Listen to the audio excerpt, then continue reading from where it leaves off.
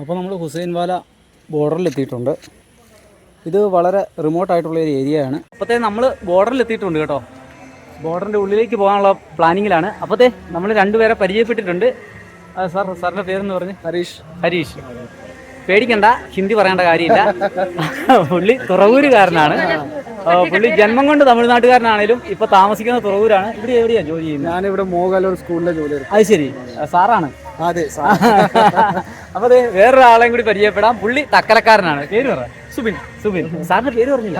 ഹരീഷ്. സുബിന് തക്കലയിൽ എവിടെയാ? അളകിയ മണ്ഡപം. അപ്പൊ അളകിയ മണ്ഡപത്തുള്ള ആളാണ്.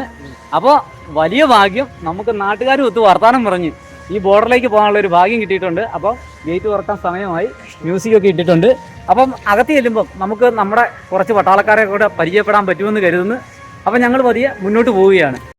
നമ്മൾ ഗേറ്റ് കയറി വരുമ്പോഴുള്ള വിസിറ്റേഴ്സിന് ഇരിക്കാനുള്ള ഏരിയ ആണ്.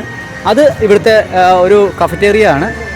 അപ്പം നമ്മൾ നേരെ അകത്തോട്ട് പോവുകയാണ്. ഇന്ന് പ്രതീക്ഷിച്ചതിലും കൂടുതൽ ആളുകളുണ്ടെന്നാണ് തോന്നുന്നത്. സാധാരണ ഒരു 10-40 പേരാണ് വരാറുള്ളത്. ഇന്ന് പക്ഷേ കൂടുതൽ ആളുണ്ട്. കാരണം നാളെ ഇവിടെ അവധിയാണ്, ലോക്കൽ അവധിയാണ്. അപ്പോൾ അതുകൊണ്ട് തന്നെ നമുക്ക് ഉള്ളിലേക്ക് പോകാനുള്ള പെർമിഷൻ പേപ്പറൊക്കെ കിട്ടിയിട്ടുണ്ട്. ഞാൻ സൈക്കിളിലാണ് ഇങ്ങോട്ട് വന്നത്. ഇവിടുന്ന് 1 കിലോമീറ്റർ അകലെയാണ് ചെക്ക് പോസ്റ്റ്, പ്രധാന ചെക്ക് പോസ്റ്റ്. അവിടുന്ന് 4 ചെക്ക് പോസ്റ്റുകൾ കഴിഞ്ഞാണ് ഞാൻ ഉള്ളിലേക്ക് വരുന്നത്. അപ്പോൾ കുഞ്ഞിനെ പാർക്കിംഗ് ഏരിയയിൽ വെച്ചിരിക്കുകയാണ്. ഞാൻ നിങ്ങളോട് മുമ്പ് കാണിച്ചിരുന്നു. അപ്പോൾ ഇവിടെ നമ്മൾ ഉള്ളിലോട്ട് പോവുകയാണ് കേട്ടോ. ഈ ഒരു പരേഡ് ഗ്രൗണ്ട് ഇതിൻ്റെ ഉള്ളിലാണ്. അപ്പോൾ അങ്ങോട്ടേക്ക് പോവുകയാണ്. ഇവരെ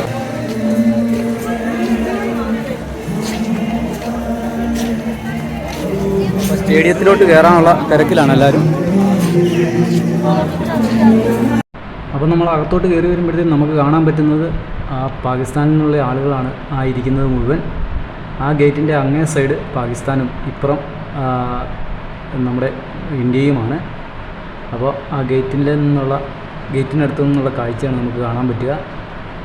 അവിടെ ആ പാകിസ്ഥാൻ്റെ ബോർഡറാണ് നമുക്ക് ആ സൈഡിൽ നിന്ന് കാണാൻ പറ്റുന്നത്.